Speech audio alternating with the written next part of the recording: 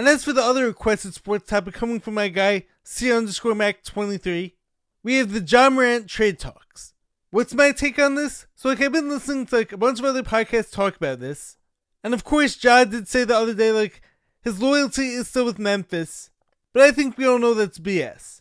He doesn't want to be there anymore, and the team doesn't want him there anymore either. He put that team on the map with his exciting play, but he also took them right off of it due to all of his off-court antics. And I think Memphis is looking to go in a totally different direction. I think someone like Ja Morant is incredibly talented, and he's of course one of the most exciting players on the court. But yet, some of his off-court problems sometimes outweigh all of his on-court production.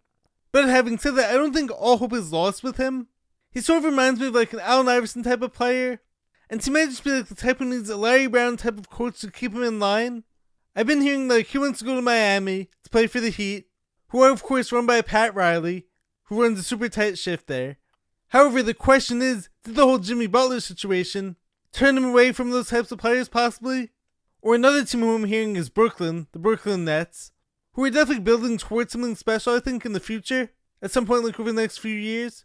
I do think either location can work for him, if of course he could keep his off-court behavior in a better place. But I definitely think if he doesn't leave Memphis soon, things are going to get ugly. Now elsewhere around the league, the Clippers are 12-2 in their last 14 games. I do have to ask this, as much as I hate to say it, is this turnaround because Chris Paul left the team? Or is it because he challenged him he challenged Kawhi Leonard to take more accountability, and after he left the team, all these guys started to step it up? Now, of course, Chris Paul's an incredible player, and he's a legendary point guard.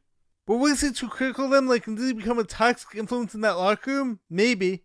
Next up, for my Lakers, I have to say, I think in most of these games that I've been watching, LeBron James still looks like the best player on the court 90% of the time. At 41 years old, we also take some time to appreciate the greatness that we're witnessing before it's gone. However, as a team, yes, they beat Toronto the other night, but the few games before that, against the Hornets and the Blazers, the team did not look too good. I feel the one main thing the team is still missing is dominant rebounder a Steven Adams type and a strong paint presence.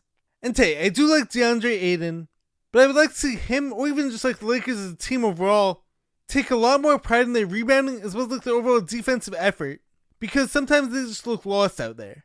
And finally, KD and the Rockets have been looking really good too, I think.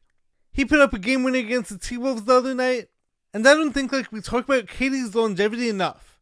At one point in his career, it looks as if injuries were going to take him out early, but his scoring ability and his style of play is timeless and it's aging really well, I think.